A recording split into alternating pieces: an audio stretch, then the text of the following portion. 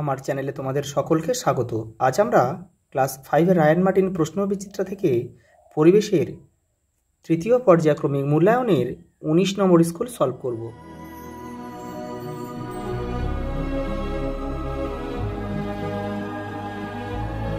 প্রথম প্রশ্ন দেখো, সৌরজগতে যে গ্রহে জীব বাস করে সেটা হচ্ছে পৃথিবী। পালতোলা নৌকা চলে বায়ু শক্তিতে। পরেরটা দেখো, বিশ্ব বয়স্ক দিবস হলো 1 অক্টোবর। মানুষের টানা রিক্সা কলকাতায় আসে 1914 সালে, আর রিক্সা এসেছিল 1900 সালে। পশ্চিমবঙ্গের প্রধান খনিজ সম্পদ হচ্ছে কয়লা। পরেরটা দেখো, শূন্যস্থান পূরণ। তালপাতায় লেখা বইগুলিকে কি পুঁথি বলা হয়?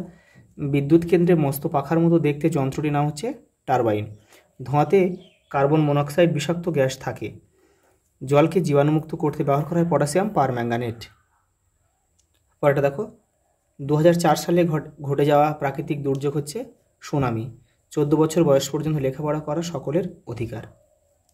দেখো, একটা স্তম্ভ দিয়েছে, দেখো দুটো বেশি দিয়েছে, তোমরা কিন্তু তীর চিহ্ন দিয়ে কেউ মেলাবে না, এই যে দাগ নাম্বারগুলো এপারে লিখে দেবে। দেখো, পশ্চিমবঙ্গে প্রথম ট্রেন চালু হয় কত সালে? 1854 সালে। এই যে এখানে তাহলে আমরা কি লিখব? 3.1। সৌরশক্তি থেকে বিদ্যুৎ উৎপন্ন করতে ব্যবহার করা হয় সৌর প্যানেল, এই যে সোলার প্যানেল, তাহলে এখানে লিখব 3.2। যারা টাকার বিনিময়ে পরিষেবা গ্রহণ করে বা ভোগ করে তারা হলো উপভোক্তা, তাহলে এখানে লিখব 3.3। চাঁদ হলো পৃথিবীর উপগ্রহ, এই যে উপগ্রহ, তাহলে এখানে লিখব 3.4।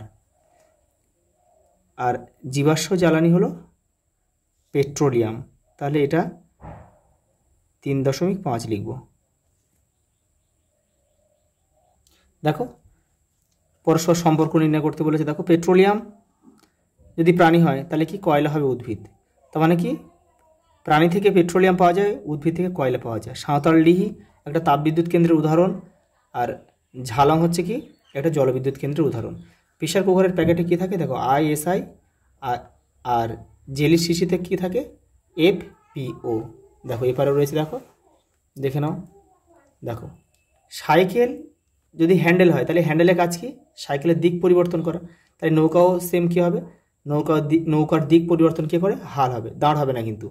দেখো, সেফ ড্রাইভ, সেফ লাইফ। পরেরটা দেখো, বেমানান শব্দটি খুঁজে বের করতে বলেছে। কয়লা, পেট্রোলিয়াম, প্রাকৃতিক গ্যাস, বায়ুশক্তি। এটা কি বলতো? এই বায়ু শক্তিটা বাদ যাবে, কারণ এই তিনটে কি বলতো? এই তিনটেই হচ্ছে জীবাশ্ম জ্বালানির উদাহরণ, এই তিনটেই। আর এটা হচ্ছে একটা অপ্রচলিত শক্তি। তাহলে এখানে লিখে দাও, বাকিগুলি জীবাশ্ম জ্বালানি।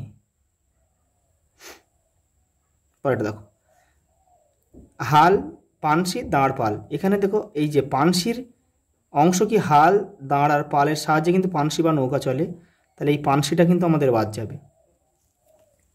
পরেরটা দেখো, এবার কি দিয়েছে? বাস, লরি, ট্যাক্সি আর সাইকেল, এগুলো সব পরিবেশ দূষণ করে, সাইকেল কিন্তু পরিবেশ বান্ধব যান, এটা বাদ যাবে। সূর্য, ধ্রুবতারা, বৃহস্পতি, প্রক্সিমা সেন্টাউরি। দেখো এখানে কিন্তু দেখো বৃহস্পতি বাদ যাবে, কারণ বৃহস্পতি একটা গ্রহ, সূর্য একটা নক্ষত্র, ধ্রুবতারা একটা নক্ষত্র, আর প্রক্সিমা সেন্টাউরিও একটা নক্ষত্র, তাহলে আমাদের বৃহস্পতি বাদ গেল। দেখো পরেরটা দেখো, আজ সকাল 9টায় মুখ্য জোয়ার হলে আগামীকাল সেই স্থানে মুখ্য জোয়ার কখন হবে? তাহলে 24 ঘন্টা 52 মিনিট পিছিয়ে যাবে, তাহলে সকাল 9টা 52 মিনিট, 26:52 মিনিট। আচ্ছা, এটা কিন্তু সকাল। পরেরটা দেখো, প্রাকৃতিক উপায়ে পরিবেশে অক্সিজেন উৎপন্ন করে কোন জীব? উদ্ভিদ। সবুজ উদ্ভিদ করে, আর হচ্ছে কিন্তু সবুজ শ্যাওলা কিন্তু করে, শ্যাওলা। কিছু আবার ব্যাকটেরিয়া রয়েছে, সবুজ ব্যাকটেরিয়া, তারাও করে। দেখো, পীর সাহেবের কবরস্থানকে কী বলে? মাজার। কোন পাখির পালক খুব সুন্দর? হুইয়া। আর কোন ধরনের কয়লায় ছাই খুব কম হয়? উৎকৃষ্ট মানের কয়লা, তার মধ্যে পড়ে অ্যান্থ্রাসাইট আর হচ্ছে পরে বিটুমিনাস। বিটুমিন জাতীয় বা বিটুমিনাস লিখলেও হবে। পরেরটা দেখো, সত্য মিথ্যা বলেছে। দেখো, সংসারে আর্থিক সমস্যার সমাধানের জন্য শিশুদের দিয়ে কাজ করানো উচিত। মিথ্যা। জীবদেহ গঠনের প্রধান উপাদান কি? কার্বন। এটা সত্য। চন্দ্রগ্রহণ হয় অমাবস্যা তিথিতে। এটা মিথ্যা। চন্দ্রগ্রহণ কিন্তু পূর্ণিমা তিথিতে হয়। পূর্ণিমা। পরেরটা দেখো, কয়লার ধোঁয়াতে সালফার ডাইঅক্সাইড থাকে। সত্য।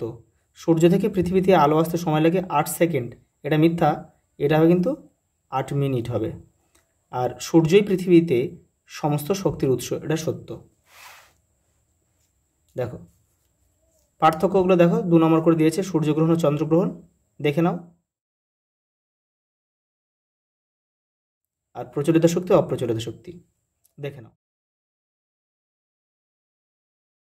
পরেরটা দেখো, সত্যজিৎ রায়ের বিখ্যাত সিনেমার নাম কি যেটিতে ট্রেন দেখানো হয়েছিল? পথের পাঁচালী। ওই সিনেমার বইটির লেখকের নাম লেখো। বিভূতি ভূষণ বন্দ্যোপাধ্যায়। পরেরটা দেখো, বইটিতে 2টি প্রধান চরিত্রের নাম লেখো। অপু আর দুর্গা, 2 ভাই বোন। বৃহস্পতি গ্রহের গায়ে গর্ত হওয়ার কারণ কি? সুমেকার লেভি নামে একটা সুমেকার লেভি নামক ধূমকেতু পড়েছিল।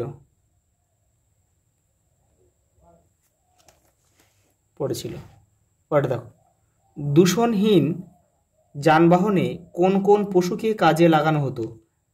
যেমন গরুর গাড়ি বা ঘোড়ার গাড়ি। গরু, ঘোড়া। পরেরটা দেখো, 4টি প্রাকৃতিক দুর্যোগের নাম লেখো। দেখো, ঝড়, দেখো বন্যা, ধস, ভূমিকম্প।